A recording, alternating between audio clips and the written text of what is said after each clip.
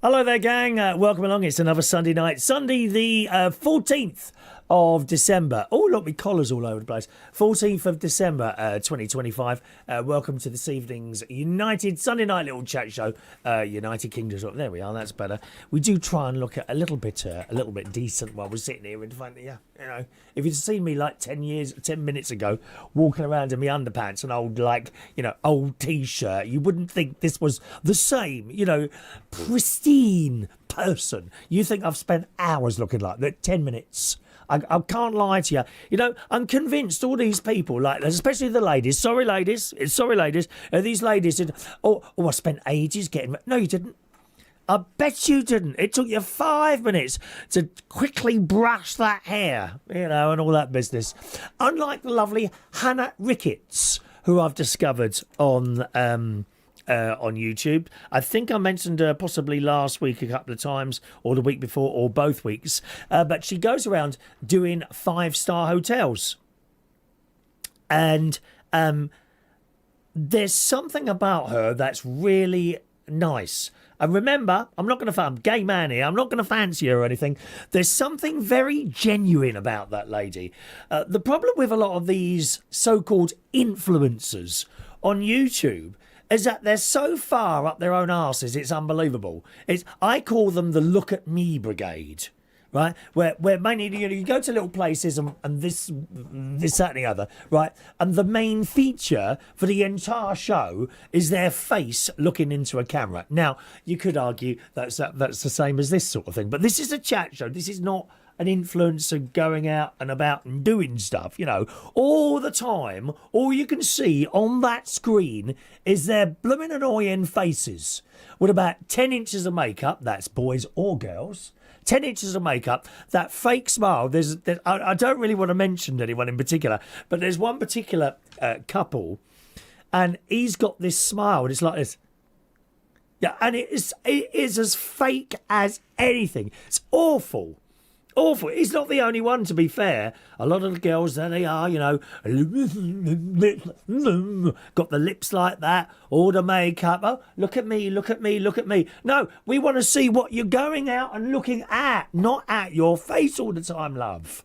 I'm very careful when I go and do my stuff to make whatever it's about the kind of star of the show, if you see what I mean. But these people, they just look at me, look at me, look at me. Now, Hannah, and we've got a story about that in a moment or two. HannahRicketts is not one of those people. I'm sorry, she's not. It's a very professional, slick videos she does, and she looks good. She's got the makeup, but it's not overdone. Do you know what I mean?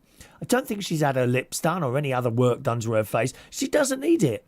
She doesn't need it. She's not one of the youngest people on there. I would imagine mid-30s, somewhere around 36. I'm only guessing. All that's not really relevant what our age she is. But she's got something very nice. And I've been watching a couple of her videos, and she's put me off staying at a couple of places, to be honest.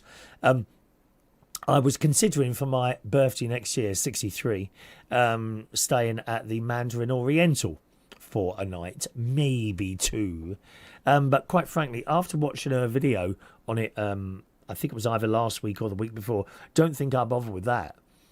This is a 5-star luxury hotel. A lot of money to stay in a room for one night. Hundreds, sometimes over 1,000, depending what room you're staying in. But, if you're getting the service and what you expect, I don't mind doing that. I don't mind paying that. I honestly don't mind paying that. She clearly didn't. She said the bed was rock hard. The room, to me, looked all right. It was fairly nice. But what's the other thing? There were stains on these chairs she was sitting on in the afternoon tea place. It's something room. Anyway, it's right on the front, and you're surrounded by glass, and you sit there having your afternoon. I know, because I've done it 3 times. I've had afternoon tea there 3 times. Once on my own. How sad is that? Someone let me down. You don't want to know how many times that's happened over the years. Does that happen to you? Do you ever get let down? Oh, yeah. Oh, it'd be great, Chris. Yeah, I'll see you there. Oh, sorry, I can't make it. How many times has that happened to me? I've given up. honestly. I've got a few people I can totally rely on. Probably a couple of them are in your chat box. By the way, gang, I am not in the chat box at all. Haven't even got it on in front of me anymore, okay? That is for you to talk to each other. If you want to send us a message or join in at any point, please use the text number up there if you're in the UK in the top left-hand corner. Left, right. Is that left or right? Left. That's left, isn't it? Yeah. Top left-hand corner. You can text in your message, 07451 287 337, or if you can't do that for some reason, send an email, and that's at the bottom of the screen. You can also call in if you want to. I'll open the phone line just for a little while, a little bit later on, and we'll have a look at those messages from you in a moment. Anyway, so she showed you these stained chairs, the hard bed, but I think the thing what got me more than anything else, she was either in a bar or a restaurant, and she just couldn't attract the attention of the staff.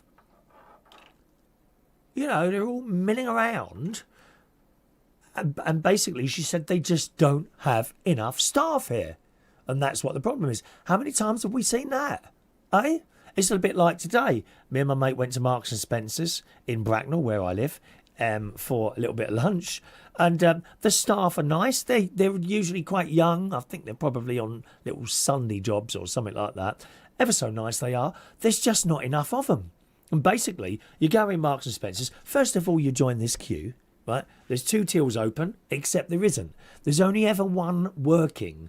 There's 2 tills open, but someone will take an order here, right? They will then almost complete that order before they move on to the next one. So I'll have 2 cups of tea, please. I'll have a jacket potato with chili beans and a bag of crisps, please. So they put it all in the till. Credit card, yeah, tap, tap, tap. Okay. Okay, I'll just do your drinks then. Right, so the queue is behind us. That same person then goes down a little bit, just moves down a little bit and starts making the drinks. Coffee, tea, whatever. No one then comes back on that till to take the next order. It's absolutely bizarre.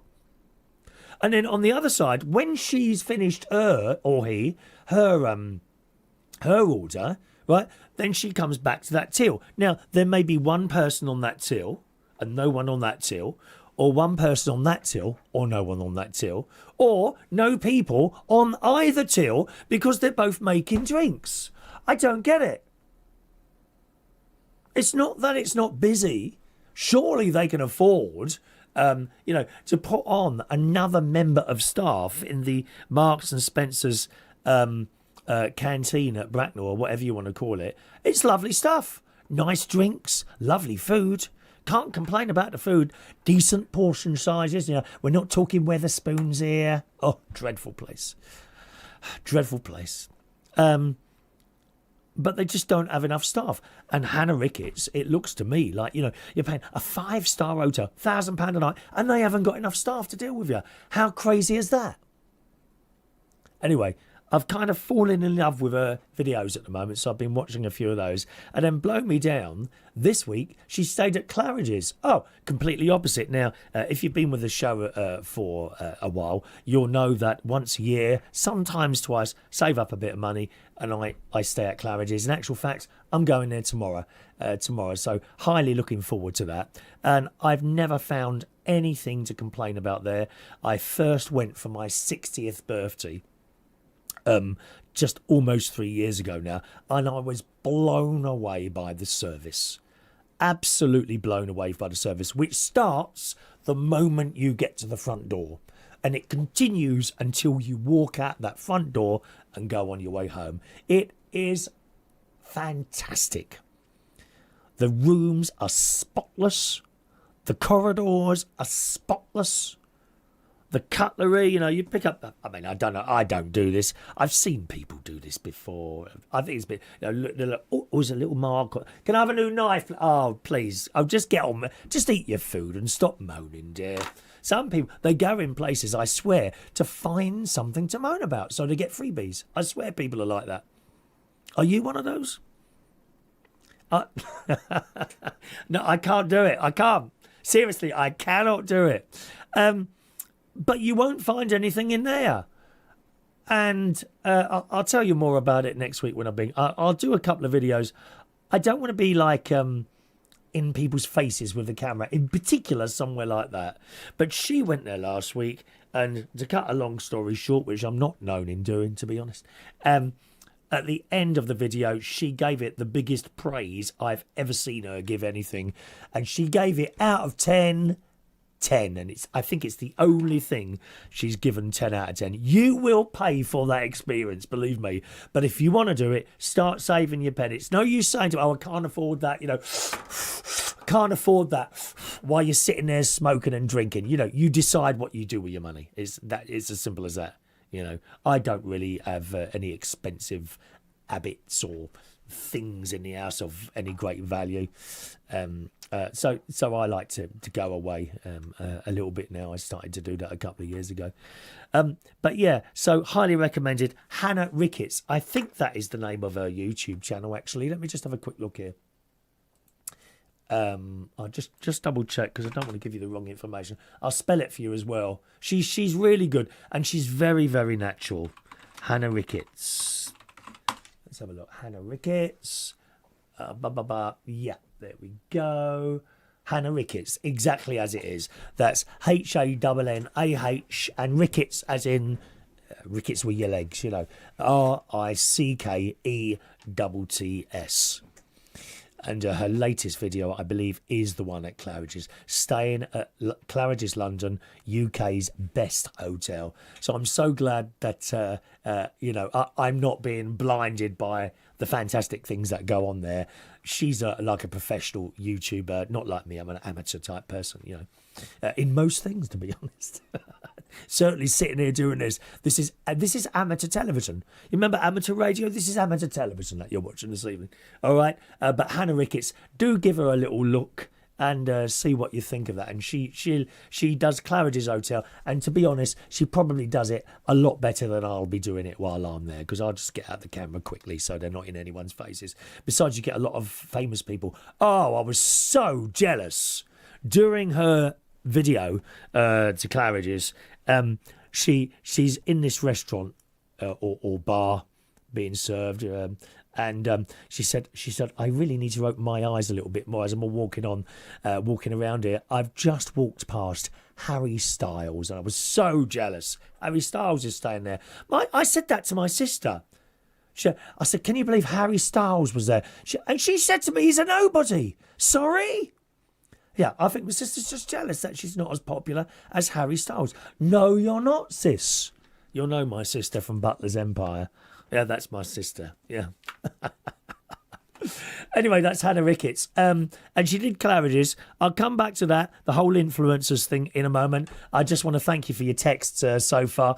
Mark Bowles is there. Good evening, Mark. Evening. Welcome along to you, my love. Hello to the lovely Zoe. She's with us this evening. Good evening to you, my darling. I'm not too bad. My chest is a lot better. I've been to, I have a special doctor in London that I go and visit a couple of times a year. And if I'm not getting anywhere with the GP, I can go back to him as a walk-in patient. I'm very lucky that I've got that route to be able to go down. And on Thursday, I went there after putting up with this for so long. I went in on Thursday, and they said to me, I said, what's up, Chris? I said, well, I've had this cough. Okay. Have you tried the GP? I said, I have, but as they always say exactly the same thing, give it another week. Now, I'm a typical man when it comes to doctors and illnesses. I leave stuff. I leave it, and you must not do that. Honestly, old King Charles, he was on the telly the other day, wasn't he? Telling you the importance of if you've got something wrong, get in as soon as you can. And easier said than done. I know, you haven't got to tell me.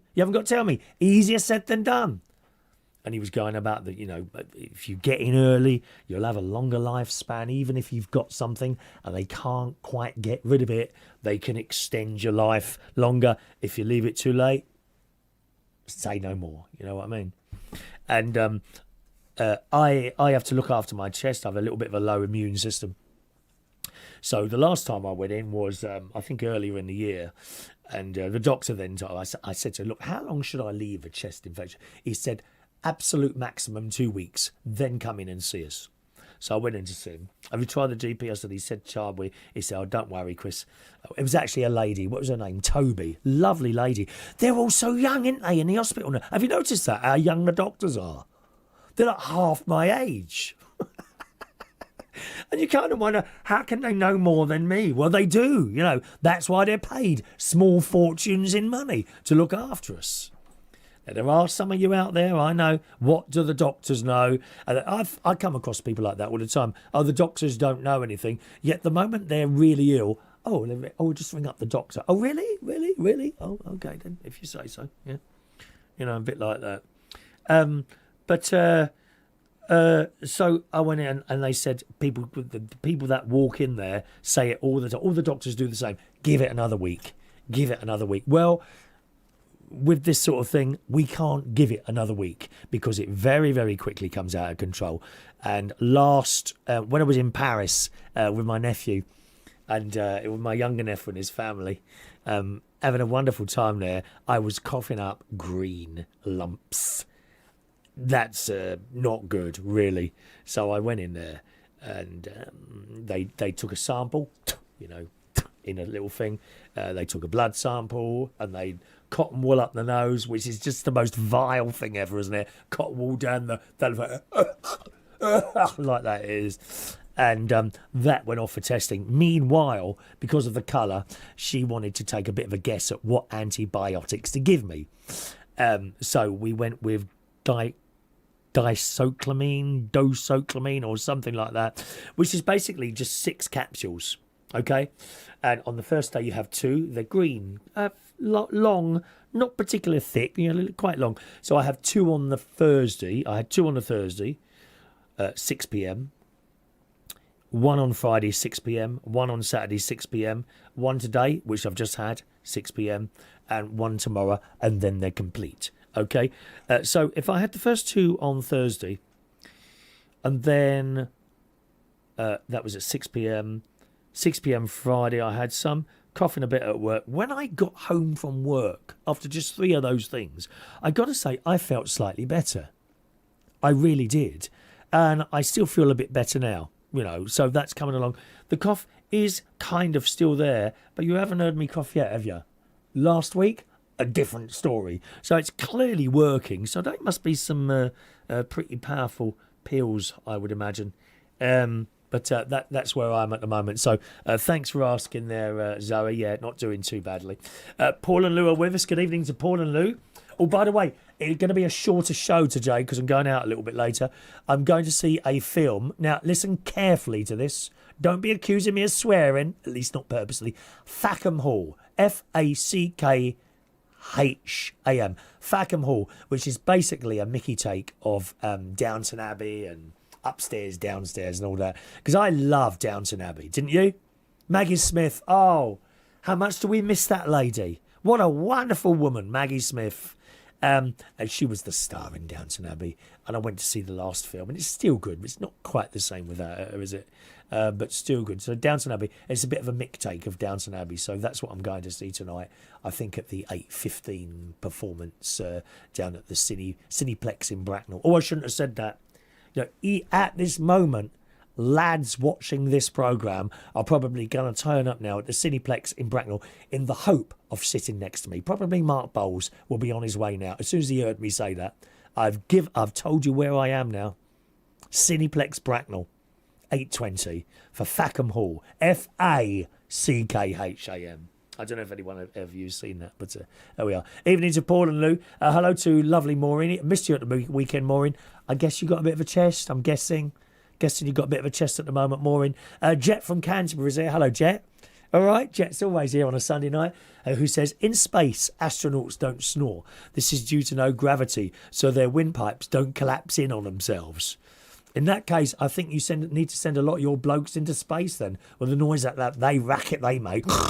Shh. Told you last week, didn't I? My dad used to... Shh. The entire house would be shaking. Hello, Jet. All right. Deb's in Bracknell's there in fine voice this evening.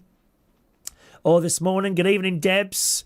She sings in not my church choir, the church choir. For the 8:30 mass. Evening to Debs, and you were in fine voice. Is Joyce watching at all? If Joyce is watching her mum, hello to Joyce. She should give me a little bit of a telling off today, Joyce. I can't remember what it was. Oh yeah, I remember. I was taking the mick out of her. I told her because she was standing near the candles in church, putting the candles in, and I accused her of nicking candles. She said, "Don't be cheeky." She's lovely, Joyce. Evening to the lovely Vera from Vera's Choice in the Morning. She was in fine voice as well there. Hello, sing the generation game. Shut that door. Someone wants me to do. Shut that door and enjoy the generation game. Da da da. La da da da da da da da da. Larry Grayson is here to play. So shut that door. Ba ba ba ba ba ba ba ba ba da. Do you know, a lot of people don't know, he ended up with more viewers for the generation game than our Brucey did. He actually ended up with more viewers. Just a minute. Alexa, turn off studio air. Okay. Yeah, he ended up with more viewers. I used to love that, didn't you, Generation Game? Especially on a Christmas day when they had those Christmas specials, didn't they? Wonderful. There you go. Hope you enjoyed that. Good evening to Patricia in Manchester. Jason Hughes with us. Rob, Big Shaggy, who's made us some music beds. Actually, I've just realised I can use those, can't I, on this show? There won't be copyright on those. Hang on, because we've got a couple of little competitions. I'm going to introduce a couple of competitions into a Sunday night. They're just little quizzes. Don't get excited. There's no bleeding prizes. Not from me, my love. There we are. Bed, Shaggy 1 and 2. There we are. 1 and 2. I've just realised I can use those, can't I? I can use those while I'm doing the quizzes. Yeah, just a couple of little quizzes to have a little bit of fun, because we do those on the morning radio show. Now, I'm not doing that next week because obviously I'm away Monday, Tuesday and Wednesday. But we do these little quizzes, and people really like doing those. So I thought I'd introduce those same quizzes, obviously different questions, into the show on Sunday night, and we'll have a little bit of thing now. Shaggy, are they doxycyclin antibiotics? That sounds about right, yes. That sounds about right. Shaggy also says, so what do you know about those, actually, Shaggy? Because I don't really know anything about those. You know, I think they... how well do you know me, Shaggy? You know, I think they give us that particular one rather than the lower level ones, if you see what I mean there. Maybe you know more than me. He says, I imagine Chris is sitting in his briefs under that desks. COVID times mean we didn't have to dress ourselves underneath. Well, actually, I always have a pair of trousers on, except they're old grey trackies today. You know, don't be fooled by the nice bit at the top. You know, the bit at the bottom isn't really dressed very well at all, because you can't see it, can you? I mean, God knows. I reckon, you know that dodgy old Hugh Edwards, you know, sending money for naked pictures. Didn't send me anything, did he? Yeah, you would have sent 40 to offered me 50 or 60 quid, you know, in exchange for a few naked pictures of me. No, nothing. But I'd imagine he'd be sitting there, don't you, at the BBC news desk, possibly in stockings and suspenders. You know, each and every one's their own, lovey. Perhaps one or two of you lads are sitting there in stockings and suspenders tonight, are you? Are they fishnet ones? What, the white ones, the black, or the red ones? I thought they were the red ones. I can tell. It's all right. We're all friends here. No one is judged. Only one person can judge us. It's not me. It's not me. All right. Zoe. She says that's good. Yeah, feeling a little better. Thank you very much, Zoe. Big G's there. Good evening, Big G. Here, Big G is having a crisis of conscience. Oh, dear.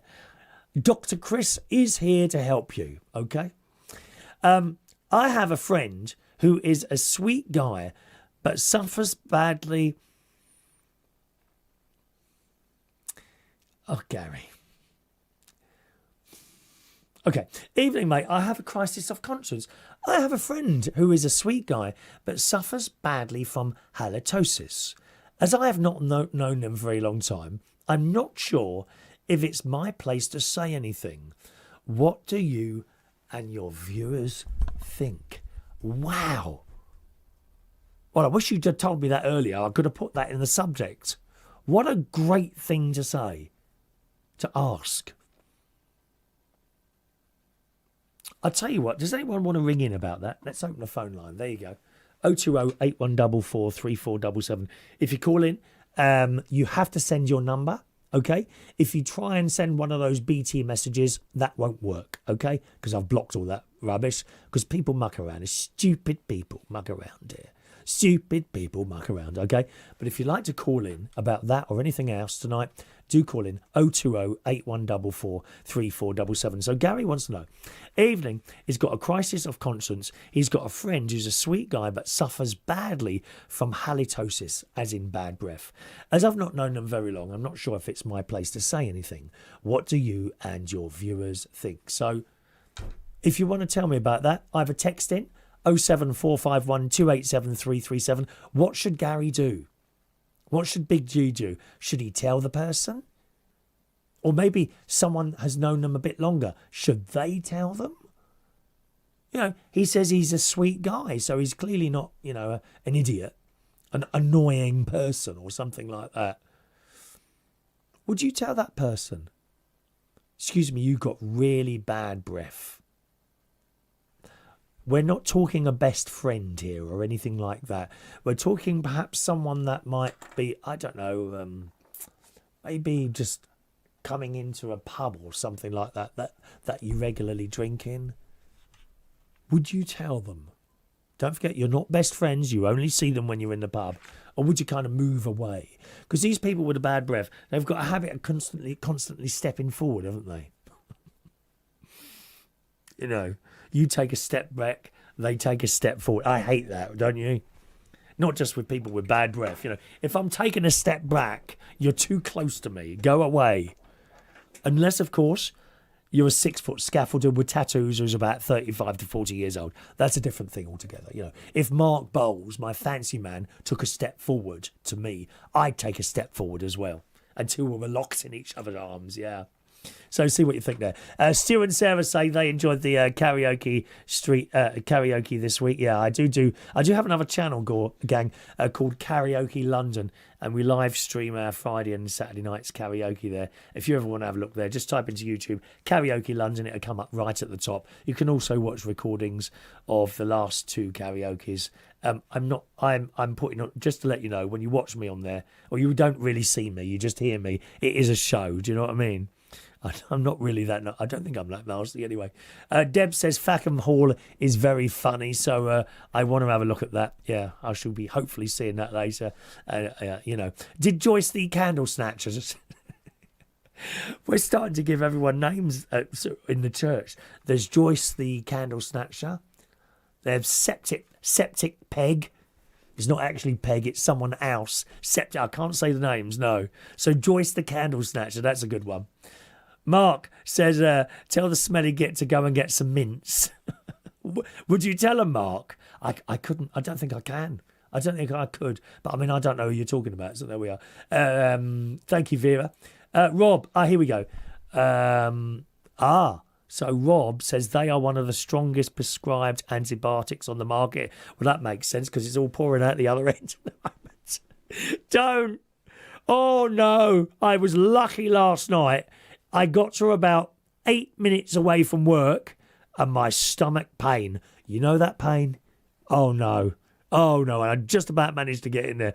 Anyway, Doxycyclin is considered a powerful broad-spectrum antibiotic. Well, it does seem to be doing the job there. The doctor said she thought I had a viral infection, but there was a bacterial infection on it, if you see what I mean. And that's what the antibiotics are for. Because if you know anything, you'll know that antibiotics do not cure anything viral. So it clearly has done something. But in 3 tablets, a lot of it cleared up. You know, a lot of it cleared up. Certainly a lot of the nasty phlegm has stopped there. Jet says should buy him some pedigree dentistix. That will stop the bad breath. Oh, actually, Jet, is that at all like would it be at all like a sweet? You know, could you offer someone a pedigree dentistix? Yeah, and would they think it was sweet? Or is that a dog thing? I'm assuming that's a dog's thing, is it? Here you go, mate. Would you like a pedigree dental stick? Or you can't. Maybe you could disguise them somehow. You know, get some food colouring. Dentist sticks, I'm assuming there's some. Cut them in small pieces, right? Put them in a bit of food dye, then put them in a little packet. They go, do you want one of those? Wouldn't even know, would they? Oh, you are awful. I love it. We love a little bit of nastiness. Well, we're not really being nasty. Remember that, gang. Anything I do here is never malicious or nasty. It's all a little bit of fun. That's it. And I hope your messages are. And that's a great one from Jet in Canterbury there. Have you tried them yourself, Jet? They get stuck in your tooth. Would you like one of these sweets? Just a minute. Would you like one of these sweets? And it's a disguised pedigree dentist stick. Dogs have got bad breath as well. And they fart awful, don't they, dogs? Oh, my Lord. My sister's got the most beautiful dogs. One's called Merlin, who's a Rottweiler. And he's a lovely, lovely dog. It's weird. I was ill once. I was up there. And he was all over me. I noticed that. I thought, oh, you know. Do you know what I mean? But when he farts, oh, Lord. Oh, it's just too much. Or cats as well. Need to change their diets, I think. Thank you very much. Rob. Here we go. Oh, no. And you see, I don't know about this one, Rob. Rob is saying, suggest a group habit, like going for a coffee with the friend and do activities that involve eating and drinking to mask the smell of the breath. Think of the setting and try and do as much stuff with them outdoors as soon as possible, i.e. walking side by side instead of face to face. Find out when the birthday is and buy them cosmetic treatment at the dentist to see a hygienist. Oh, do you know anyone with bad breath at all? Do you know anyone? And you don't really want to tell them because you don't want to hurt their feelings, do you? That would be my argument. The last thing I'd want to do is actually really hurt someone's feelings. I'm sure I probably have done it in the past, accidentally, either on or off the microphone. But the last thing anyone wants to do, perhaps in the job I'm at, or standing on the stage, a comedian, someone like that, the last thing they actually want to do is hurt someone's feelings. I'm convinced of that. That's certainly the case with me. I'm sure all these and a lot of these people, certainly from the past, wouldn't be allowed on a stage now because it's this and it's this. I still find them hilarious. I like to watch, not Stanboard, what's his name, the big fat bloke? Bernard Manning. Bernard Manning jokes. Oh, my word. He wouldn't get away with those now. But I do not believe for one moment that he ever said anything out there to offend someone. There are people out there who constantly seek to be offended. We all know them. You know them. I know you do. People out there who are looking to be offended and cannot wait. Oh, it's really hurt my feelings. Oh, please. So I don't know about that. I mean, get them to buy them cosmetic surgery treatment at a hygienist. That's pushing the boat out a bit, isn't it? Blimey, spending all that money on someone else. Trouble is, the hygienists, they're £100 now, aren't they? How is it £100 to clean the teeth? Don't you remember, you used to go to the dentist, right?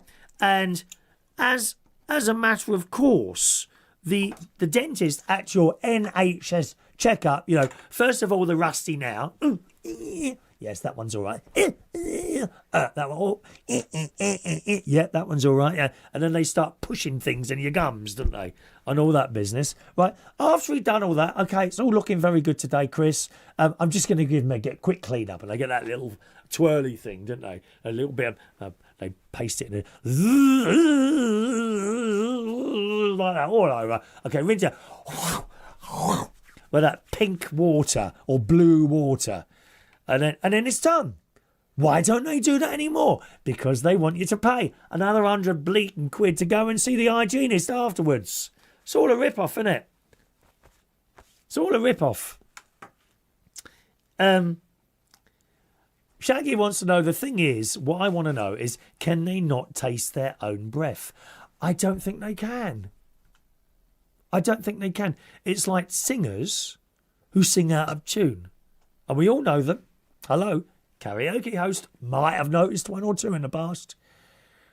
There's a lot of people who sing out of tune, and I don't think they know it. There are people who come up and they sing nicely, sing everything in tune, sing, and then now and again they come up and sing a song that's completely out of tune. Now that one does confuse me, right? Because if you're singing in tune almost all the time, and then you come up and sing one that's not in tune, that's a bit odd to me. How do you not know that one out of the last 10 you've done, not in one night, God help us, we'd have to listen to the same person. God help us, we'd have to listen to, who have we got here today? No, she's always in tune. Let me think. God help us if we'd have to listen to Toby 10 times in a night. Oh no, I think I'd rather bring Rachel Reeves back in and pay more taxes, even more taxes, than have Toby sing 10 times in a night, wouldn't you? Toby is one of our singers.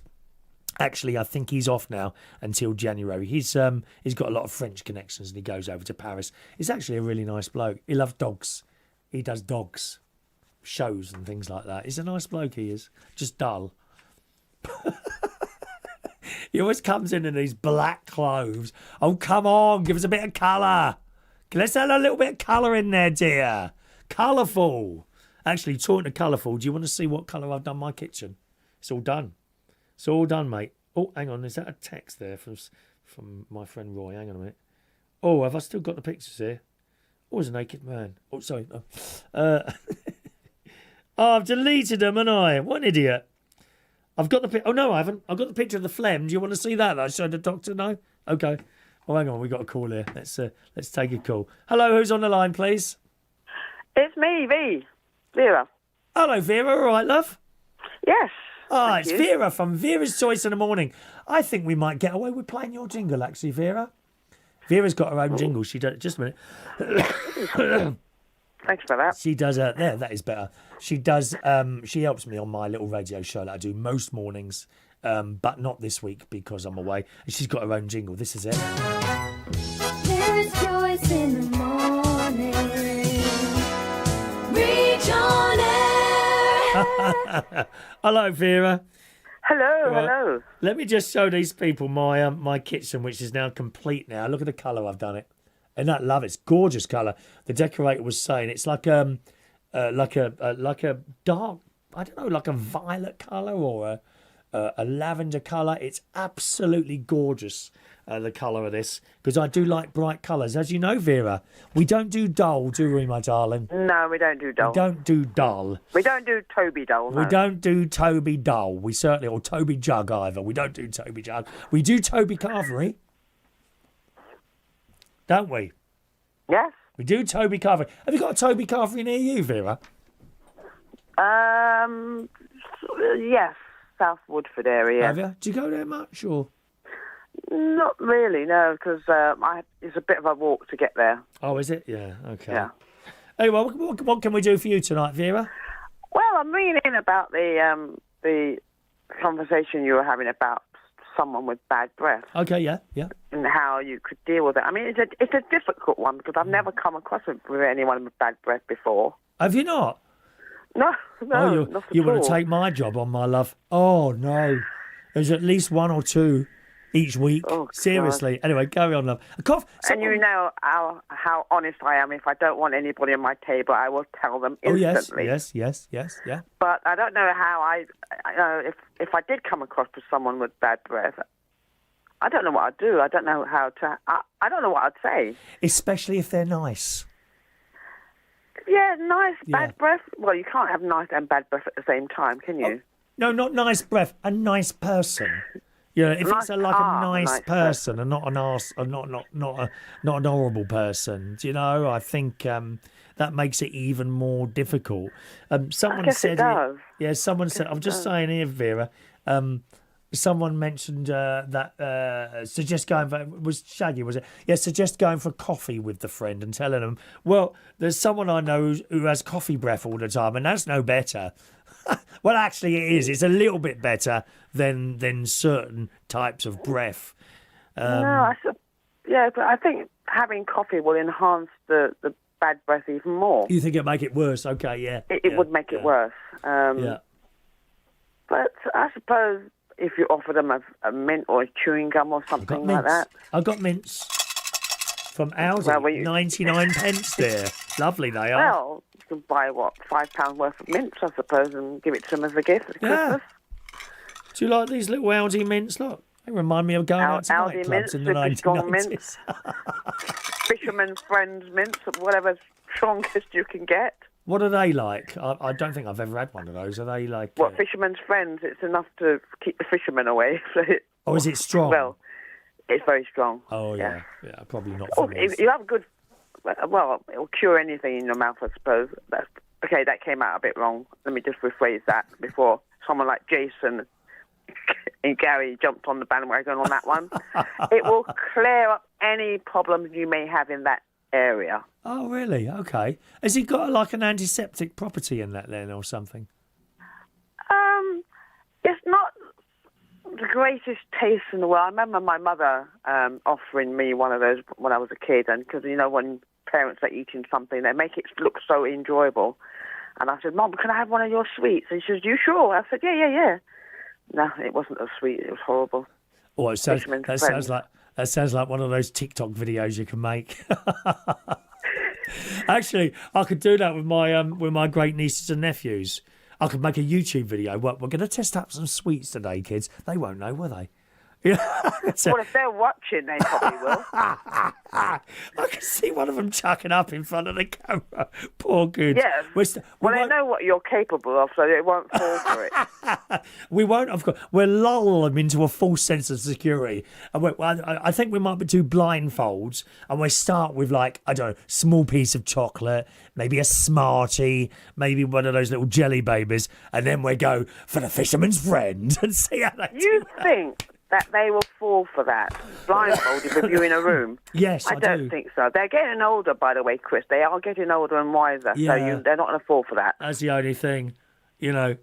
Yeah, I can't lift Evie. She's got a new boy. I told you about Evie's boyfriend. Yeah, I've just received a new picture a couple of weeks ago of the happy couple, and I'm allowed to show you these because I asked about the last one. I'm sure I asked about. Anyway, so I'm going to show you. This is Evie, great niece Evie. She's 13 now, and her boyfriend, and they just look. Can you see that at all, Vera? Oh, sorry, there's going to be a delay to when it gets to you. Yeah. 20 seconds. But that's, there is a delay. I haven't seen it yet. And he's so tall, and he really looks after her. When they meet for school, because they go to school, they're in the same class at school, both 13. He looks about 17, though, you know. When they go to school, as she comes up, he takes her bag from her. Oh, we can actually see a face now. Before we just saw the back end of them. Yeah, we've got the faces now as well. She has just suddenly blossomed. Is that what happens, I suppose? She has suddenly blossomed into this beautiful girl. Beautiful girl. She really has. And, yeah. Anyway, she's not got bad breath. I don't think he has either, otherwise she wouldn't be with him. Well, no, Carry on, we're still on this bad breath thing, Vera. Go on. Especially when they're in a relationship, they don't have that problem. I suppose I wonder if that person's in a relationship. The person with the bad breath. I wouldn't know. How does that work? Because obviously, can you be... Well, you would have thought that if they were with someone, that person they're with would tell them. If they had other friends and family would tell them. Yeah, unless it's food connected. In which case, if they're eating the same stuff, oh my God, what if they both turn up at the same time? That would be very interesting, Chris. You wouldn't be able to breathe. What would happen? What would you do? Oh, what would you do? I'd have to vacate the building. I would have to leave if that was the case. If there was a whole room full of people who had that problem, I would have to leave and go home early. I've got to be honest. I have been. There's a lady who works beyond the till, not beyond the till, on the check-in at the gym, and I get on very well with her. And if I've had a particular type of food containing garlic the day before, so not just now, the day before, I might walk in. All right, how are you today, Jodie? Oh, Chris, you've been eating garlic again. Oh, can you? She said yes. Oh, okay. She will tell me, and I'm glad she has. But I don't know if there's even anything you can do about that. I don't think eating a meat helps, does it? Well, no. I mean, I've come across this sort of situation at work. Yeah. Whereby this woman came up to me, wanted to ask me a question, and the smell was so strong, my eyelashes started to curl, and the hairs in my nostrils fell out. I mean, I started blinking, trying to gasp for air, and I couldn't. And I thought, woo! And I stepped backwards as she came forward. Yeah. And I said, can you just wait 1 minute, please? And I told her to wait there, and I turned around and took a deep breath, and I came round to face her again to answer her question. It was, I mean, you can't tell a customer that because, they could report you to management and you can get sacked for being rude. I mean, I've done a few things in the past that warrant me being sacked. Yeah. I honestly, the best policy when it comes to customers asking you a question and you give them the honest reply, and they don't like it. Yeah, but no one's going to come up to you and say, have I got bad breath, are they? Because they don't know. I mean, I'd be horrified if I went talking to someone, I'd be horrified. But you don't know until someone tells you. You can brush your teeth, but I think there's certain things, whatever, like garlic, and I don't think brushing your teeth actually cures the problem. It might do for like the 5 minutes that smell stays in your mouth, but after that, I don't think it helps. No, but there has been situations when I have been on the tills in the past, and I recognised the customer, and I thought to myself, I can't serve that person, so I ducked underneath the till and hid. So she thought, oh, this till's not open, and went somewhere else. And I couldn't do it because you can't escape when you're on a till. Yeah. But they're constantly. I mean, it wasn't. I don't know what it was. I think she was chewing tobacco. She was chewing tobacco. Yeah. And I don't know what else was on top of that. It smelled like something died in her body and was coming out. Like a ghost to be released up into the air. I don't know what it was, but it was so bad. Maybe she'd eaten an out-of-date burger or something. I don't know. No, it wasn't. It was. I don't know what it was. I've never come across. I mean, I don't know if you have this in where you are, where you've got the sewage tanker going past on the street. It was a bit like that. If you get a whiff of the sewage tank going past, that's what it smelled like. There's a part of the M3 that's like that. The M3, M25 interchange. So you're going on the M3, and often you get this stink that comes up. Yeah. And it's right around the Twickenham area as well, Chiswick, Twickenham area. I don't know where it is, but you go round there, and that smell hits you. Chiswick, dear? It's posh there. Isn't that where Roy's mum lives, Chiswick? I don't know. I think Roy's mum... I don't have any trouble like that there, my love. Not in Chiswick.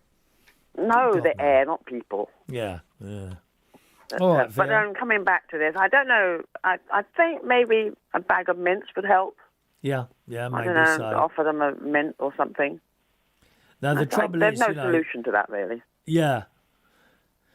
Yeah, well, the trouble is, you never know who sees these programmes, so... No, very careful, how we tread. Because we don't want to upset anyone. Yeah.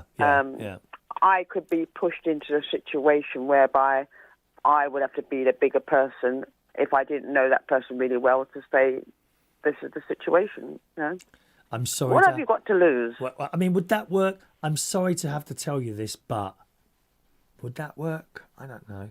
Yeah, I mean, I've done something like that in the past. I've done that with one of my colleagues in the past because he had very bad BO. Right. And obviously, I don't know if he forgot to use deodorant that day. But There are certain health conditions that give you bad breath. I know that. I believe there's a kidney condition. Someone was telling me Really? there's a kidney condition which causes bad breath. I know it sounds silly, doesn't it? Because that's all the way down your bleeding back, isn't it? Nowhere near your throat. But I believe that. I'm sure I've been told that at some point by someone. Anyway, Vera, thanks ever so much. Yeah. Okay. Much appreciated with your comments tonight, darling. Yes. I'll speak to you soon. Lots of love, Vera. Thank you. Bye. Bye-bye, love. There we are. Lovely Vera from Vera's Choice in the Morning. Always a pleasure to talk to her on the phone. Mark Bowles, toothbrush and Colgate for Secret Santa. That's a good one. Toothbrush and Colgate. Secret Santa. Yeah, we could do that. Couldn't we, I suppose? Big G, I think the same as you, mate. I can't hurt someone's feelings, but my nasal hair felt like it was melting.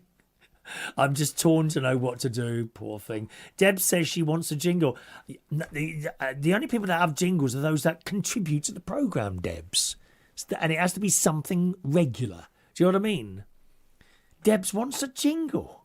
Gosh, well, you'd have to start contributing. What you'd have to do, first of all, you'd have to prove yourself, You'd have to be there for the show every morning and send something in. Don't know what that would be. I mean, often these things just happen. Like, for example, Posh Drink Carl's Fact of the Day. He's got his own jingles. He's used to send in a fact. We don't hear from him much now because he's got his other half with most of the time and work and whatever. But nevertheless, for a period of time, he kept so we made him a jingle. You got to contribute to it if you want a jingle. Big G wanted a jingle. Big G wanted to, and then I was struggling to think of what does he actually contribute to the show? Nothing. There are some people who have got jingles, though. Shania's there tonight. She is a secret viewer. She's still doing church jobs over there on the Isle of Wight. Evening, Shania. Beautiful picture you uploaded yesterday of the outside of the church with the stained glass windows. Stunning. Hello to Dean there. George Bond is there. Good evening to George. He's been to Milton Keynes today. Roy sent me something. There we are. What's this say here?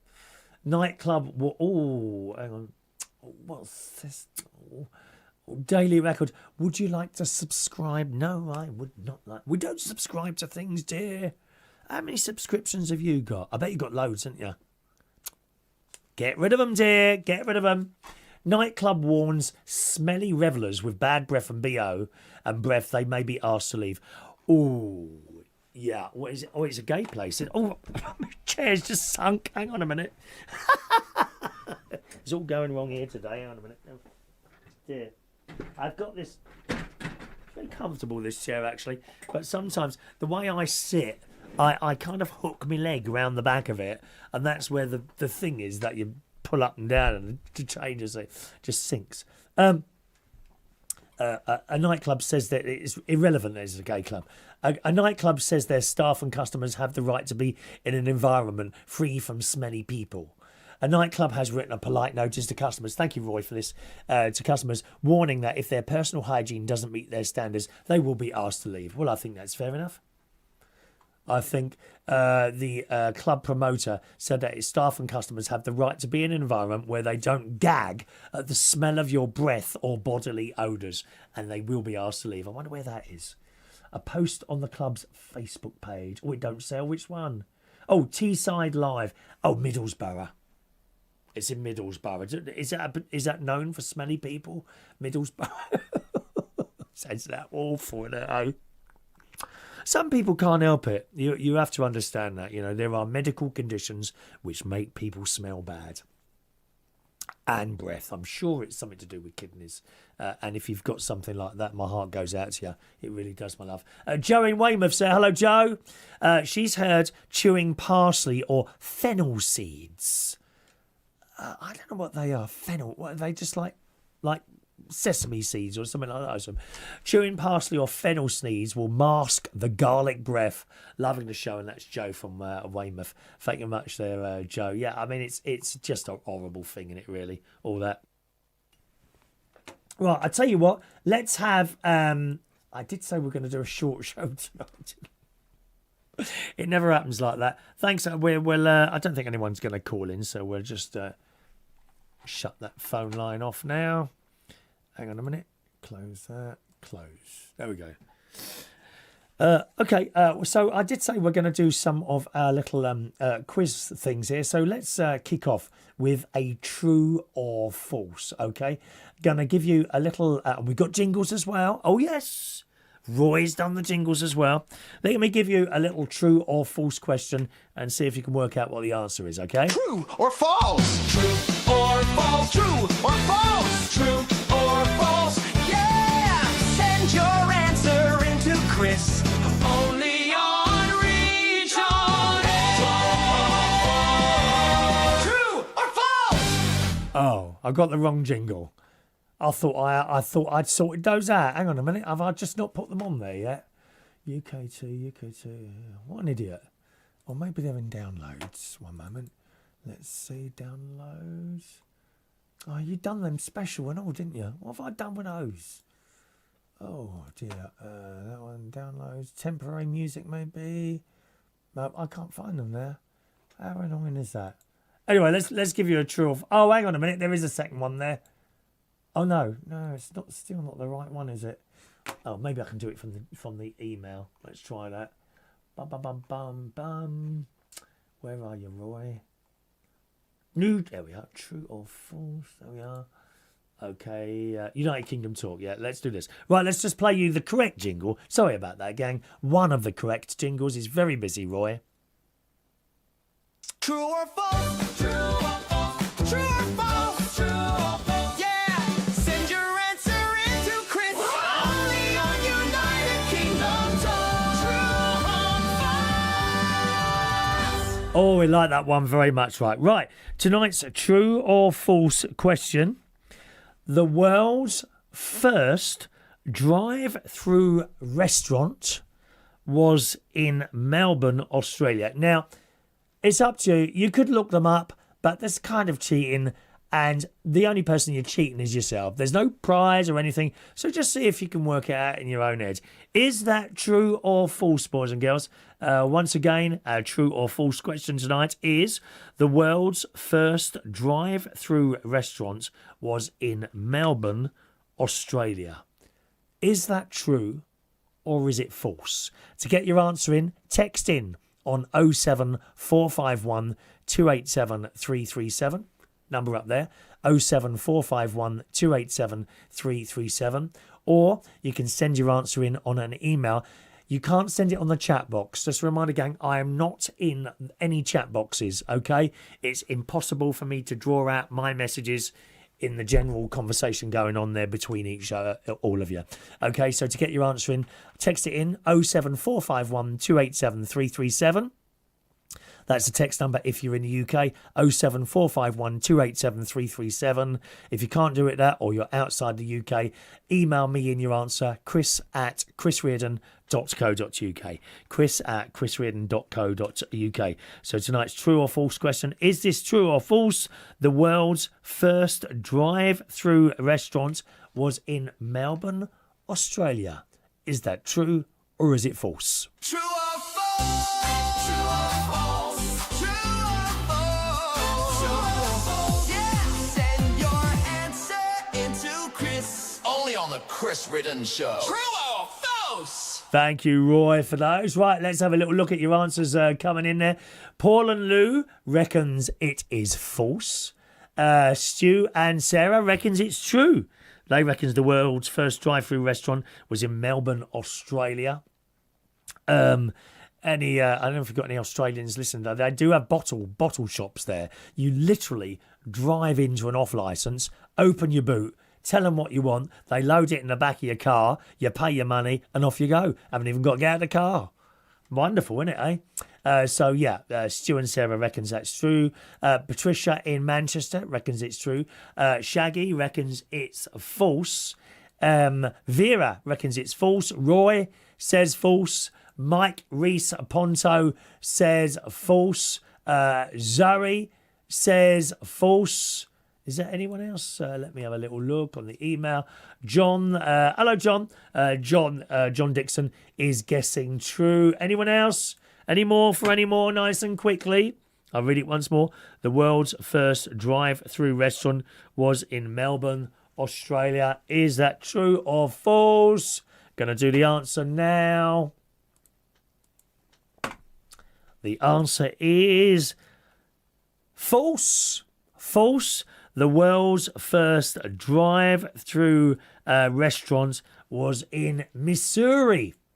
Was in Missouri in the USA in 1947. So thanks very much for joining in that. I think I would have said false on that one. To be honest, it kind of does make sense to me that it was in the in America. You know, it wasn't. Believe it or not, it wasn't McDonald's. That was the first drive-through restaurant. How about that? Eh? True or false? True or false? True or false? True or false? Send your answer into Chris. Only on United Kingdom Talk. True Thank or you very false? much. Yes, indeed. Big G reckons it was false as well. So thanks for joining in on that. Now, I was mentioning we got music coming in there. Hang on, let me just shut that down. Shut that off there. I was mentioning influencers and all that. I was saying about HannahRicketts in Claridges at the moment, and this story came up in the Daily Mail, which was the thing which I spotted to talk about this thing. And we have seen some of these influencers on YouTube and TikTok, and I just find them the most annoying people, really. They're in your face. Hello, how are you today? Da, da, da. And it's just like me all the time. You know, I don't feel like I'm having a conversation with someone. I hope that you feel that you're having a conversation with me while we're doing this song, and it's two-way. I hope you notice when someone calls in, today, for example, Vera, I give them the space. Not like on LBC. Oh, how annoying are they? You get someone who calls in trying to make a point, and the blooming presenter jumps on top of, and you're like, will you shut up? We see it on the telly as well. Interviewers. The interviewing technique on television these days is just horrendous. They don't let them get the answer out, do they? Anyway, so the Daily Mail reported, and this is written by someone called Nadine Dorris, who's a columnist in the Super Soaraway Daily Mail. Hotels don't come much classier than Claridges in London, in Mayfair, where I'm lucky enough to be going to tomorrow for a couple of nights. For nearly 170 years, it has specialised in understated glamour at a price, of course. I'm sorry to say, however, that even this bastion of old-fashioned luxury is beset by a very modern menace. Last week, I was fortunate to be invited to the unveiling of the Claridges Christmas tree. Now, each year, they have the most amazing Christmas tree. And each year it's completely different. If I remember, it might have been last year. No, the first time I went, it was like an LED structure, like triangular shapes all put up there. I mean, this thing costs, it's not thousands of pounds, tens of thousands of pounds to do this stuff. This is where your money goes. Listen, before you sit there saying, oh, how much is it for a room? And when you go in somewhere like that, you can see where the money is being spent. The chandeliers, the Christmas tree, everything is spotless. The money you are spending to stay there is being spent on the right things. Of course, there'd be a top dog earning his money. Of course there is, But don't think all these little staff running around doing their little jobs and that, they're not on a fortune. They appear to be happy. They must be happy working there, because I've been there 5 or 6 times now. It's the same staff every time. No one leaves. They must be happy in the job there. It must be. I remember talking to a boy in there. He was 20. He had the outfit on and all that. And me and my mate, we got to the lift. Oh, let me do that for you, sir. And that's what it's like in there. Let me do that for you, sir. Okay, thanks very much. So he pushes the button, the door opens, we go in, and then he follows us in. What floor do you want, sir? Oh, second floor, please. Okay. So he pushes the button. No, what floor? 6th floor, 6th or 7th floor we was on. Anyway, so he pushes the button, comes up with us. Oh, I love it. chat to him. I said, have you been here long? Oh, yes, sir. I've been here about 6 months. I said, and how did you get this job? He said, I was really lucky. I was working at a normal, I know, it sounds a bit silly really saying normal hotel. I think it was a Premier Inn, actually. I was working at a Premier Inn and I saw the advert for this and I thought I'd try and get it. And they took me on. I said, and how is it? He said, it's fantastic working here. He absolutely loves it. I said, do you meet many celebrities? He said, loads, all the time. I said, are some of them all right? No, actually, no, that's probably a private conversation. But yeah, he absolutely loves working there. And the lady, we know the lady who runs the afternoon, the restaurant. Her name's Loretta. I've got her card. Got a card here, actually. It's right in front of me here. You know, if we want to book something, I just ring her up. She books it. It's fantastic. Absolutely. The staff don't change there. Anyway. Last week I was fortunate to... So the Christmas tree is something else. I've already seen it on, unfortunately, because I don't really look to see it before I get there. You know, this year it looks like it's the best one ever so far this year. Really does, from what I saw on HannahRicketts' video this week. Last week I was fortunate enough to be invited to the unveiling of the Claridges Christmas tree, an occasion at which Olivia Colman, none other, read an excerpt from the lesser-known "'Twas the Night After Christmas." There was a suitably starry crowd inside. Unfortunately, I couldn't make it. You know, I mean, they did ask me. YouTube star, they did ask me, but I was a little bit busy last week, you know, hosting karaoke at a pub instead of being at Claridges with the other stars. Do you know how many people I've seen over the years DJing in certain clubs? The Black Cat was my main one. Heaven in London. I did the Hippodrome once. I did the Hippodrome once. I did Coco's once. Years ago now. Do you know how many youngsters I bumped into then and who are now on the telly or on the radio or writing or a doctor? And I'm sitting in this spare bedroom. Oh, well. Doesn't matter. I'm having a laugh and that's all that matters. I hope you are as well. Okay. Anyway, there was a suitably starry crowd inside the packed house, including Richard E. Grant, Joan Collins. Oh, Joan Collins. Just imagine bumping into her. Joan Collins. Yes.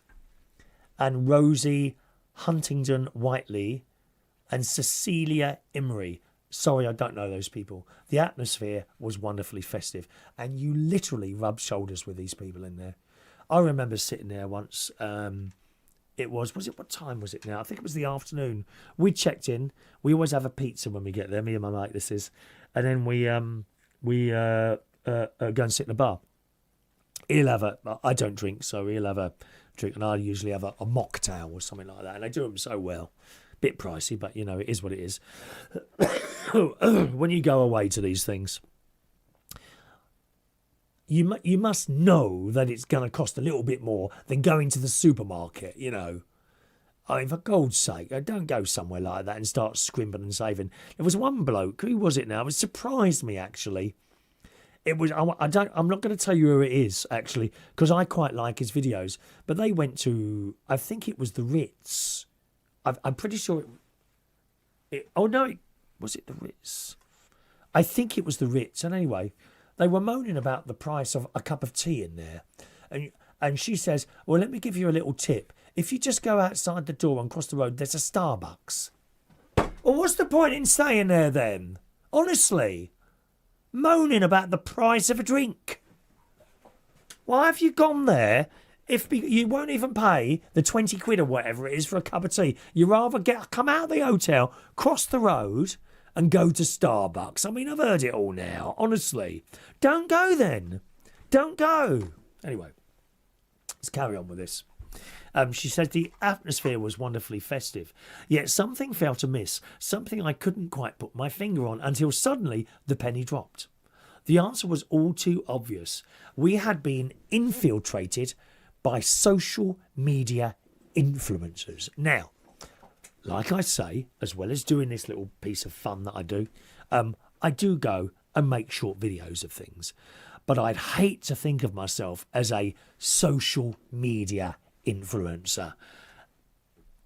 I'd hate if anyone thought that I was one of those people, because they're just awful, most of them. Not all of them. A lot of them are just awful people. It says, in the room, yet not quite part of the evening, there were these young men and women whose gaze was fixed not on the fellow guests or the magnificent Claridges decorations, which I'm hoping to show you this week when I go in there with my camera, okay? But their eyes were fixed on their smartphones.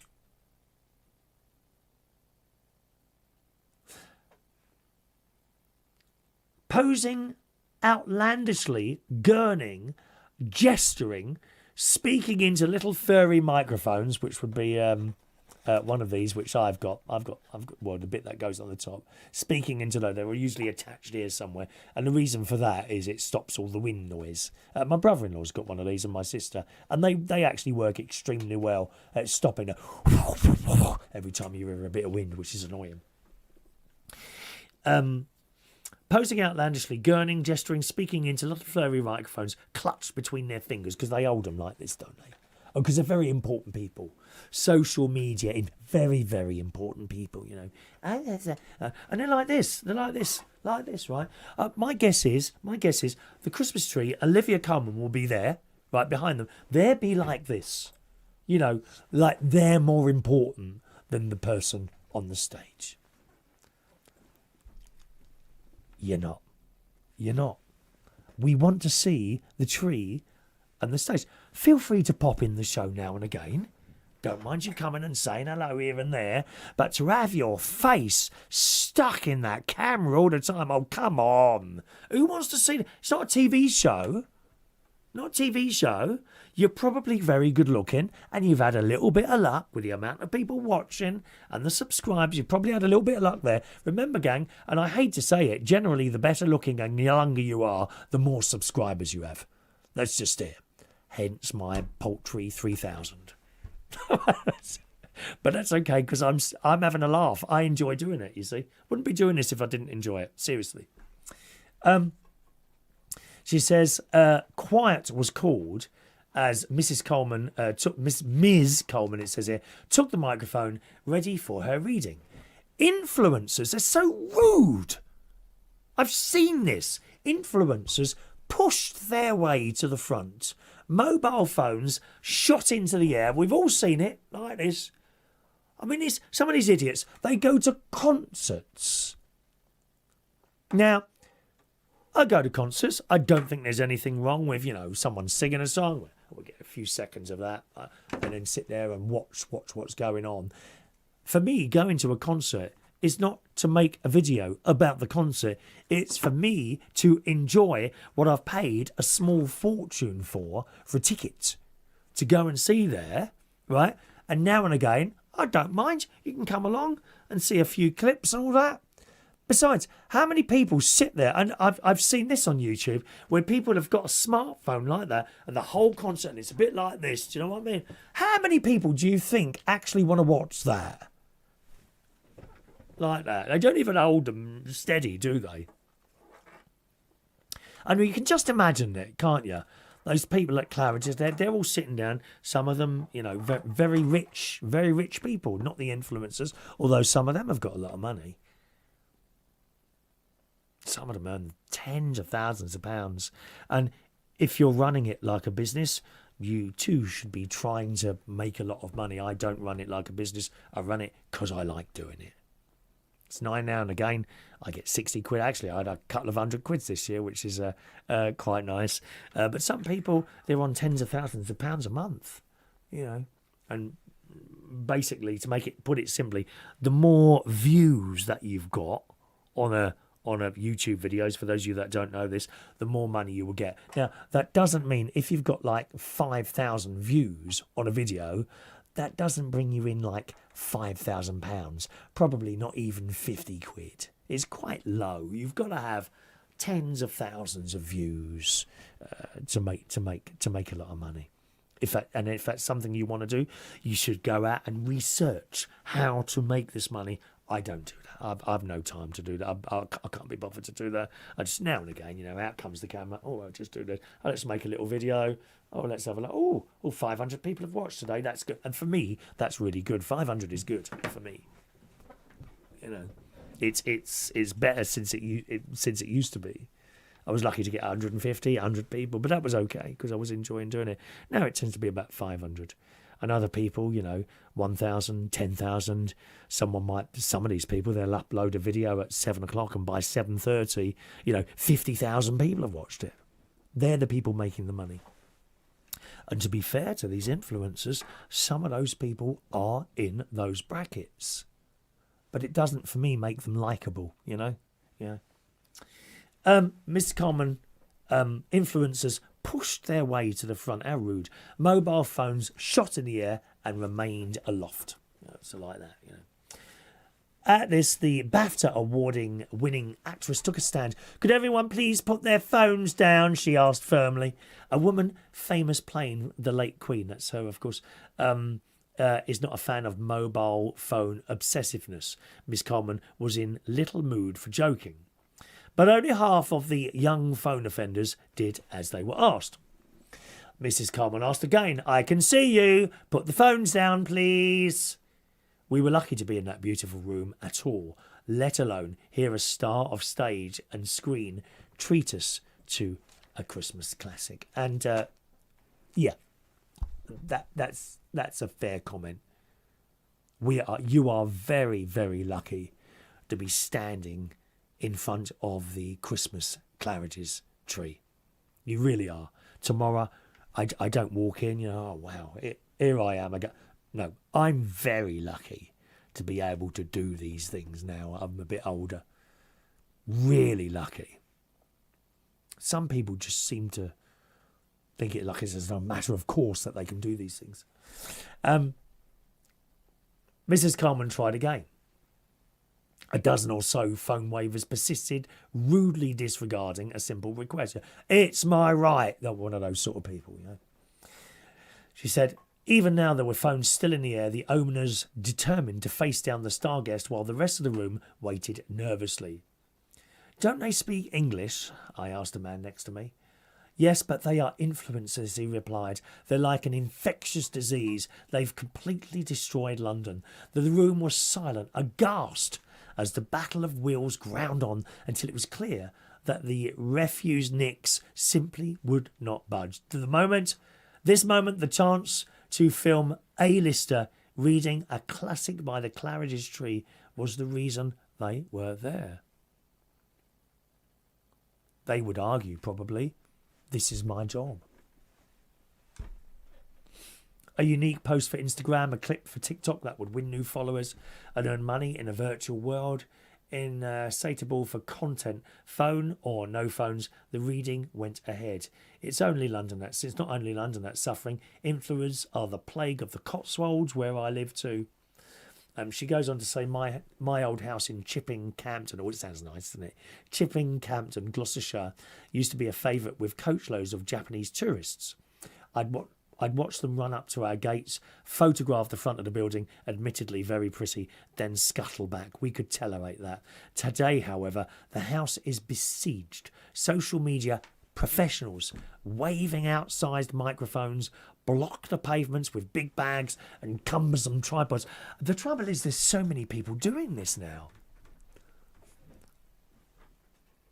There's so many people doing this now, and some of them are just not good at it. But because they are pretty and good looking, they get a lot of viewers. It's as simple as that.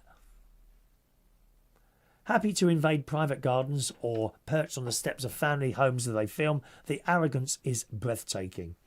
I've seen this in the gym. You get some girl in there with those, those tight leggings. Oh, you got the camel toe at the front. Oh, poor Phil. You know the sort. The hair's all flowing down there. There's the band. They look like they should be in a gym. That's how they've dressed. And then blow me down. Out comes a bloody tripod. And they set up the tripod. The phone goes up there. Right, so the phone is now been over. Carefully position this phone. Oh, just do my hair again. Oh, it's a little bit of makeup. Not in. I don't know. Oh, it's a hair. Oh, pluck. I don't know. So I've seen them, and then they. Then they go back and just check it and do it again. And then a lad walks between the camera and them. Excuse me. Lad go, what? Can you not see I'm filming? What, is it a TV studio? No, dear, it's a gym. You fit in with us, not the other way round. It's just, I find it rude. Why don't they understand rudeness anymore? People don't seem to understand rudeness. Don't get it. I would be horrified if next week I'm doing a bit of filming and a member of staff says, I'm sorry, sir, can you put the camera down? That doesn't happen if you're discreet, you know. A little bit like that. They know you're filming, but you're not like this in front of everyone's face. How rude are you? And that HannahRicketts, to be fair, HannahRicketts is not like that. She's fairly discreet with that camera. And that's a credit. Even when she was in the foyer, she made time to blur out people's faces. Now, I've got to be honest, I'm not a fan of blurred out faces. Really annoys me, you know, when you're watching one of those police programs or something like that on the telly. And then you get the criminals and they've blurred out their faces. Tell us who they are, please, so that we can hate them a little bit more. Anyway, there we go. There's another little story here. It says that the same lady writing it. The phone bandits seem determined to turn streets and houses into their own private film sets, reducing the people who actually live there to no more than bit parts, an irritating inconvenience to be slashed away. Well, not round here, mate. No one films down my road. Not this ex-council estate that I live on. You know. The lads round here wouldn't have any of that, you know. They don't want to be filmed, you know, doing their little roll up. They don't worry about me. I come walking along, don't I? They're walking down the path, like a group of 3 lads or something, and you can smell it coming towards you. And they see me. You're right, mate. But they don't bother about me. It says here, just a few days ago, I came across an influencer who thought his posts were... Have you experienced any of these awful people? Have you? Just a few days ago, I came across an influencer who thought his posts were more important than my lunch. Stationed beneath the Christmas garland at a local hotel, he didn't seem to care that he was blocking the entrance. Far from it. He suggested I wait for him to finish filming. Who the hell do you think you are? You're a nobody, mate. Little YouTuber.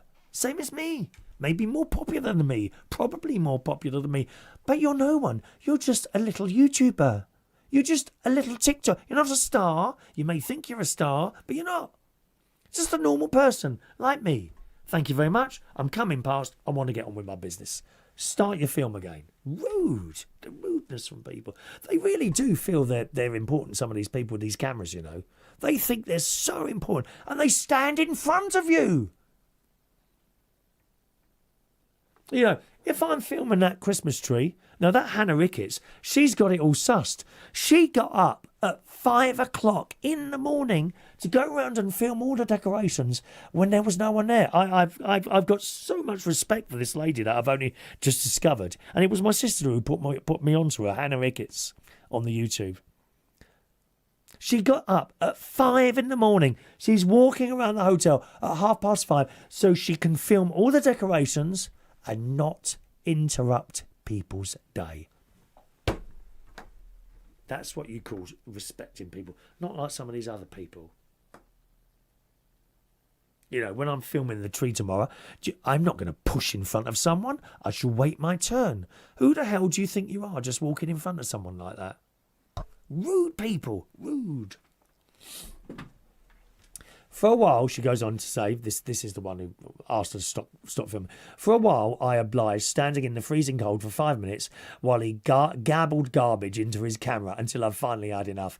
I've got news for you, I said as I pushed past him. You're not Woody Bloody Allen. His irritation at losing the shot was expressed in words which are unprintable. You can imagine it. And that's, my friends, that is when the mask comes off. That's when the mask comes off, when you upset them a bit. Then all that ha ha ha ha, it all disappears and the real person comes out. Like some of these people on the telly. Don't you believe half these people on the telly? Oh, ha, ha. I've got a few names in my head of people who I do not think are anything you like or like on the telly. Holly Willoughby. I don't think she's anything like what you see on the telly. I bet she's not. I know a couple of people that weren't from experience talking to other people. Cilla Black, the lovely Cilla Black, who we love, who I still love. She was on a plane once. My mate was on a plane. I mean, you have to understand her side of it as well. But he wanted to talk to her and he said, oh, could I have a word with Cilla to her? No, I'm sorry, Cilla Black doesn't talk to people on the plane. You know. On the other hand, if you was like a star on a plane and you're having a little bit of a rest, maybe you don't want someone to talk to. So I do get that. But don't believe what you see on the telly half the time, you know. Why does this keep going off? It's a news flash coming through, boys and girls. A news flash. Oh, it's the Bondi Beach story. Dreadful. Yeah, dreadful. As your asthma, Roy. Sorry, I've just picked this up now. Roy's got a little bit of asthma. I can't think what's caused that, Roy. Really? Anyway, there we are. She goes... just the end of this story here. Sneaking out from last week's standoff at Claridges, I joined a friend for dinner. We found ourselves sitting near a beautiful young woman in the company of an older, somewhat unattractive man. I don't know if there's any money involved there, my love. There we are. Somewhat unattractive man. A large Rolex gleamed ostentatiously from his wrist. While her companion stuffed his hamster cheeks with the grub, the young woman was absorbed in filming herself. We watched as she held a glass of red wine in her hand, took the wine to the camera, smiled, and then away from the camera, then back. You know. I mean, I can do that with my Daffy, with my Donald Duck cup here. Look, I can do that. Like, let's try that now. Let's see. Is this going to work for you? Let's have a look.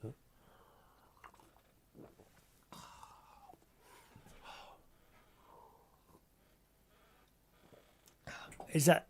It's not working for me. No, I didn't think it was. Apparently, this is called the boomerang shot, said my friend, which seemed to make the point. These people are everywhere, in your face, and there's simply no escape. So I'm sure you've bumped into one or two of these dreadful people. Now, where is it? 7:30. I did something that was short, so I can't do a long show there. Thank you, Dean. He's enjoying the show tonight. Right, we'll do one more little thing here. Let's do... shall we do Call My Bluff? Do you fancy a little game of Call My Bluff? Fancy a little game of Call My Bluff? Let me just check my emails there. There we are. John Dixon, we was on there. Right, Call My Bluff, if we can find my questions. Right, let's play a little game of Call My Bluff, gang. Here we go. Call my bluff. Call my bluff. It's Call My Bluff time on the Chris Reardon Show. Call my bluff. Call my bluff. Call my bluff. Thank you once again to Roy for some excellent jingles that he makes for me in the show. Right, going to give you a name, give you a word, and I'm going to give you 4 possible options, okay? See if you can work out what the correct meaning of the word is. Once again, if you want to look it up, that's up to you. Is it cheating? Of course it's cheating, but you're only cheating yourself, you know, only cheating yourself, up to you, all right? So today's word is purging kitty. Purging kitty. P-E-R-J-I-N-K-I-T-Y.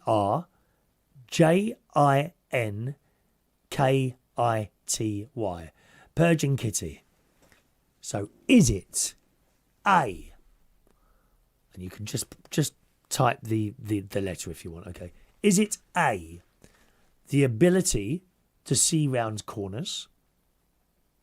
Is it B, a woman who pretends to be what she isn't? Is it C, a Scottish word for fastidiousness? Or is it D, a small coin used in the Falkland Islands in the 19th century? Okay, To get your answer in, all you need to do is do the letter A, B, C or D. Okay, you can text your answer in on 07451 287 337, 07451 287 337, or you can email your answer in to chris@chrisreardon.co.uk, chris@chrisreardon.co.uk. So we'll do the question again for you. Perjinkitty is the word today. Perjinkitty. What does it mean? Is it A, the ability to see around corners? Is it B, a woman who pretends to be what she isn't? Is it C, a Scottish word for fastidiousness? Or is it D, a small coin used in the Falkland Islands in the 19th century? Okay? To get your answer in, you can email your answer in. My email address is chris@chrisreardon.co.uk. All you need is A, B, C or D, all right? chris@chrisreardon.co.uk. Or you can text in your answer on this number. You can send Chris a text message right now on 07451 287 337. 07451 287 337. All right, Perjinkitty. What does it mean? Call my bluff. Call my bluff. It's call my bluff time on the Chris Reardon Show. Call my bluff. Call my bluff. Call my bluff. Oh, great jingles, Roy. All right, here come your answers, boys and girls. Roy reckons the answer is B. So he's going with the woman who pretends to be someone she isn't. Thank you, Roy. Patricia is... Oh, sorry. Apparently, I've set Patricia's tinnitus off, talking about ignorant people. Sorry, Patricia. She reckons the answer is C. That is the Scottish word there. Thanks, Patricia. Paul and Lou, they're going for B, the woman who thinks she's something else. Thank you, Paul and Lou. Big G reckons it's B. And Vera reckons it's B as well. Any more? Nice and quickly, my darlings. Nice and quickly, because we're going to do the answer. Okay? Just reminder, gang, you can't put your answer in the chat box, okay? I'm not in the chat box at all anymore. It's impossible for me to be there. Let me just check any more. Or check my spam folder, actually, today. Oh, I've got spam folder here. Thank you very much. I beg your pardon. I haven't... Sometimes things go into the spam folder. Robbie, evening Robbie, reckons it's C, sweaty sock word. Was it sweaty sock word? No, Scottish word. Scottish word. Sweaty sock. Scottish word is C. Thank you, Rob. Young Robbie there. Thank you very much, Robbie. Is that everyone there? Yeah, I think that's everywhere there. What's this? Chris, I have tried to reach you. Oh, yeah, that'd be one of those dodgy emails, wouldn't it? Is that everyone? Yep, that's everyone's answer there. Hang on, one more to go. Here we are. Rob. Oh, you sent me that ages ago, didn't you, Rob? Okay, I'll read that in a moment. Okay, well, boys and girls, here is the answer to today's call. No, that's the wrong thing, isn't it? Call my bluff. Gary Ross reckons the answer is B. That's just come in, Gary. Thank you, Gary. B for Gary. Zoe reckons it's A. And the A answer was the ability to see round corners. Well, per Jinkitty, here comes the answer, gang. Call my bluff. Call my bluff. It's call my bluff time on the Chris Reardon Show. Call my bluff. Call my bluff. Call my bluff. Call my bluff. Yeah, I love it. Perjinky is C. The answer is C, a Scottish word for fastidiousness. So anyone who put C got the answer right there. Is that any? Did anyone of you get it right? Patricia in Manchester, yes. I think you're the only one, Patricia. Look at that. What was that email one that came in? Hang on a minute. I forgot what we put the answer there. Oh, no, Robbie got it right as well. C, correct. So the answer is C. Well done. Scottish word for fastidiousness. Congratulations. Just 2 people getting it. Only one intelligent person with us tonight, and that's Patricia in Manchester. Never mind, love. Okay. All right. What's the time there? I was going to ask. Windsor or Kew Christmas lights. I've been to both of these this year. The first one, Windsor, with my friend Debs. A lot of you have enjoyed the videos I've done there, so I'm glad you enjoyed those. Last week I went to the ones at Kew Gardens. That video's up there as well. That went up on Thursday night, I think, really. And I've been to the Kew Gardens one. That's, I think, the 3rd or 4th time I've been there now. And they are different every time. Okay? You don't go to one year. Oh, I won't bother going because I worked this out now.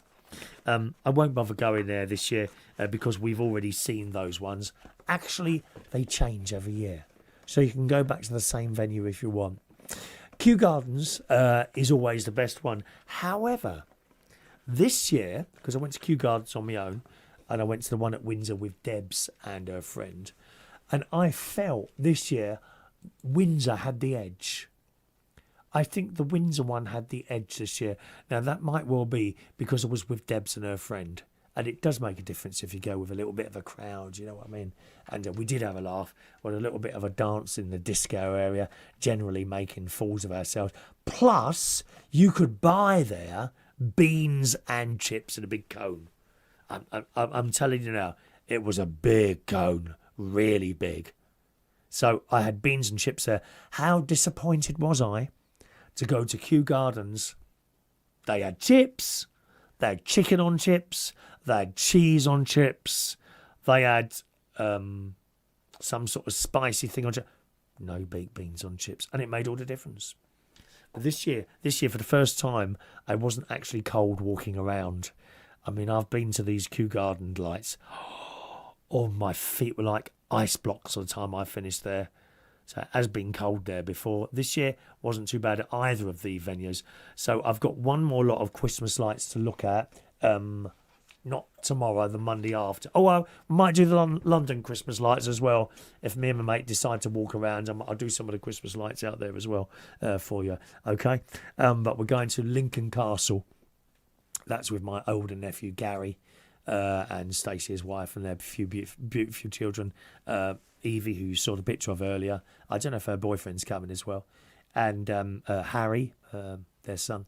And baby Charlie as well. He'll probably be coming along as well. Well, we won't be leaving him. I suppose we could leave him at home, could we? Is that, we could leave her. No, not a good idea. Not a good idea. 2 years old? No, maybe not. No, he'll be coming along as well. Although I have a feeling he'll be asleep for most of the visit there. So this year, Windsor. I paid, I don't know if Debs is still with us actually, I paid for the Kew Garden tickets £34. And I bought them, when did I buy this? I mean, ages ago, months and months ago. I gather Debs did try to buy a ticket to come on last Thursday with me. And I think she looked the day before, 60 quid now. Lost a lot of money in it, eh? 60 quid. Especially you may have got a family, right? So your other half, whoever that is, 2 kids, 240 quid. To see some lights. It's a lot of money in it. It's all right if you're on your own. 60 quid, yeah, that's all right. 60 quid. But still, I don't think I'd be paying 60 quid to go and see Christmas lights. I don't know about you. What do you reckon? Robbie says, sweaty sock is slang for Scottish people. Is it? Do they all have sweaty feet then? Oh, you'll upset the Scot. We've got a few Scots here. Okay, we do. Yes, wearing those kilts. They must get very, very cold in the winter there. Right, what's the time? 20 to 8. I think... oh, yeah. By the way, anyone else got a cough at the moment as a matter of interest? Anyone else got a cough? You've not really seen me cough, maybe twice in an hour and 40 minutes now. So you can definitely see this has improved with those extra strong antibiotics. I know they're extra strong because Rob was telling me about. I'll read you a message in a minute, Rob. Rob Shaggy. He wrote some music for us. Here, have a listen to this.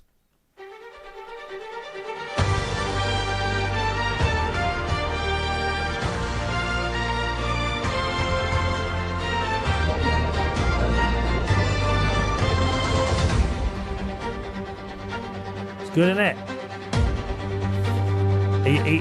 He wrote 2 pieces of music, that one and this one as well.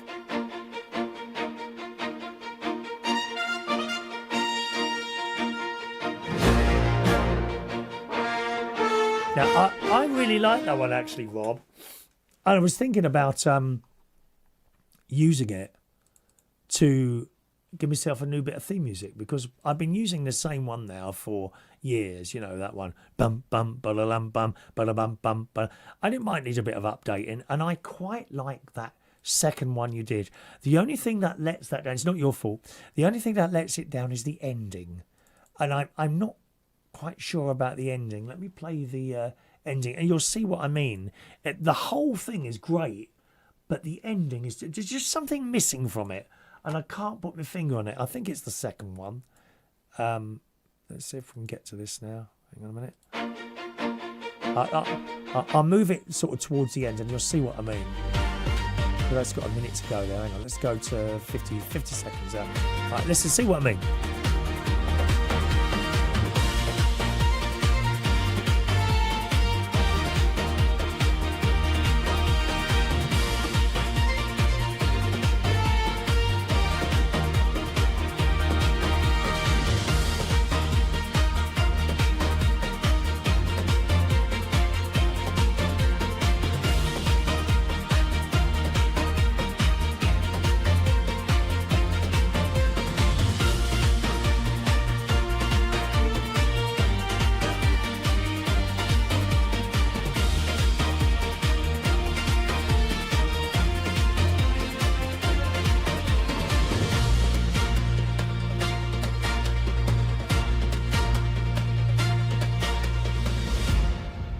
See, there's something missing at the end there.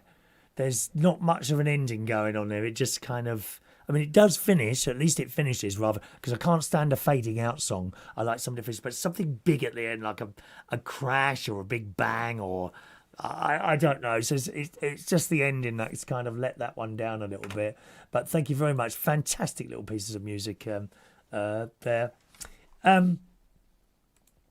Anyway, yeah, I'm just asking you, has anyone else got a cough at the moment? How is yours doing? It's amazing, though, you know, when you tell someone, oh, I've got this chest, and immediately everyone is a medical expert, aren't they? Have you noticed that? Oh, you've got that flu that's going around.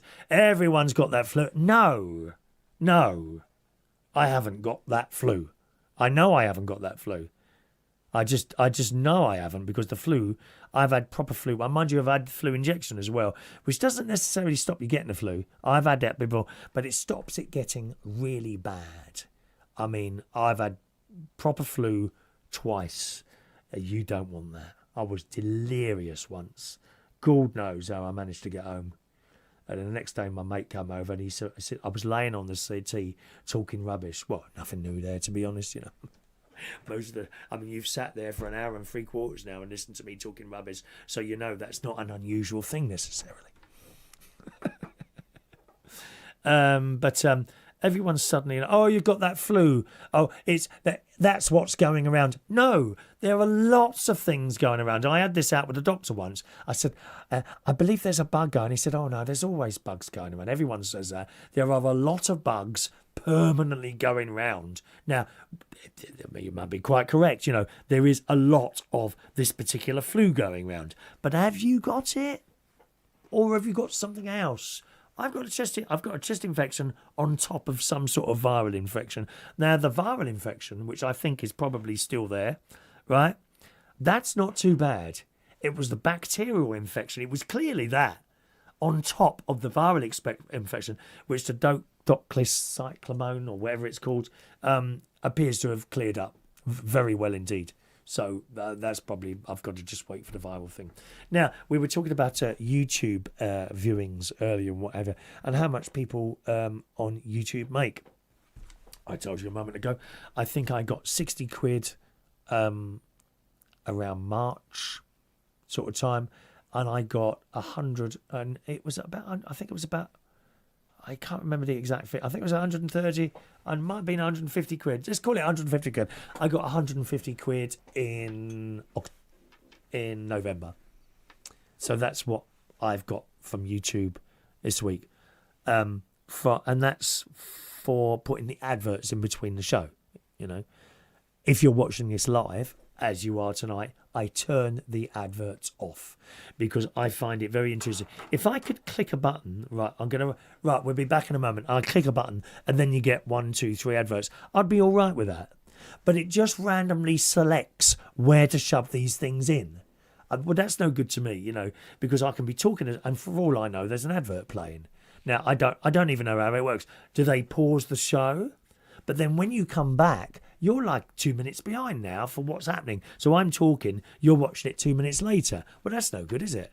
How are you supposed to interact at the same time if I allow that to happen?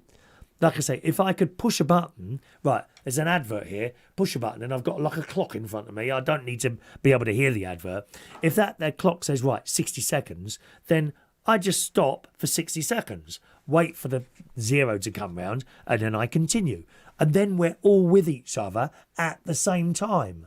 Not you're 10 minutes behind, you're 30 seconds behind. That's no good, is it?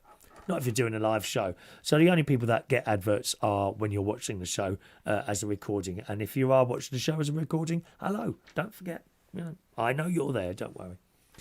Anyway, Shaggy has done a bit of research. He says for 1 million YouTube views in the UK, you'll likely earn somewhere between £1,000 and £4,000. Wow. But it varies wildly, with average around £2,000 to £3,700 for 1,000 views. That don't sound right to me. Do you mean 1 million views? I think you must mean 1 million there. I don't think anyone's getting 2,000 for 1,000 views. You know, I haven't had £2,000, and one of the videos I've done recently has got about 7,000 views. Well, I didn't receive £14,000, sadly. If I did, I'd take you all to Claridges for an afternoon tea. But it didn't happen, lovey. Okay. All right, that's my promise to you. If I ever get like a load of money suddenly, like, I don't know, what should we say, £10,000? £10,000, I'll take you to Claridges. We'll take 10,100 one times... what's that? 1 times... Yeah. I'll take 25 people to Claridges for afternoon tea. We'll book out the little bit. How's that sound? Does that sound all right to you? And we'll do it as a competition. So if you can click on all the videos that I've got and put the adverts on, then we'll see if we get to that. All right. Promise you. 25 people I'll take to Claridges for afternoon tea. But don't bring your phones and start...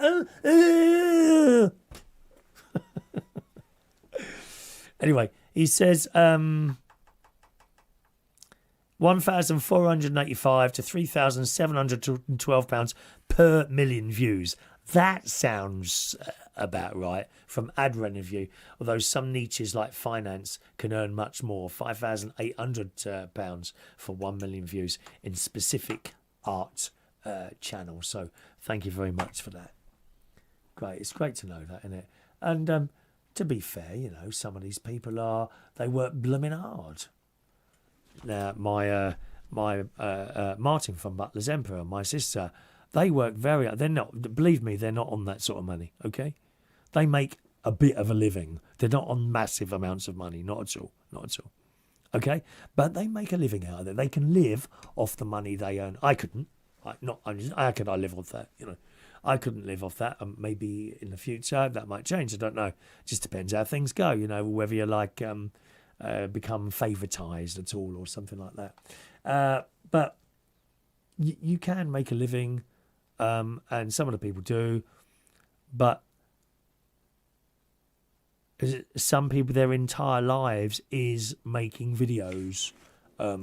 And I suppose really if you want to get somewhere, that is how it has to be, you know. Anyway, time to wrap things up, boys and girls. Thanks very much for joining me today. Let me see if I'm with you next Sunday. I think I am. Saturday, Sunday, EM. Eucharistic Ministry. Yeah, I'm with you next Sunday. Okay, so we'll have another little show for you next Sunday. During the week at some point, I hope to upload a little picture of our short stay at Claridges with the Christmas tree. I'll show you the room as much as I can without getting in people's faces. All right, that's it for me for a few days. There's no radio shows or anything from me until Thursday. I'm back on the radio on Thursday. That's where I am. Thursday morning, 9 o'clock, gang. Thursday morning, 9 o'clock, I'll be at reachonair.com. Okay? And on Thursday, what's on Thursday? I think it's Play Your Cards Right we do on Thursday, if I remember rightly there. Okay, I'm pretty sure it's Play Your Cards Right. So that's Thursday morning at 9 o'clock. Enjoy your evening. I'm off to the cinema now to watch Fackham Hall. I said Fackhm. Fackham Hall. So I'm very much looking forward to it soon. I might even push the boat out today and have a rather overpriced Ben & Jerry's ice cream. And if they've got one, a vegetarian hot dog.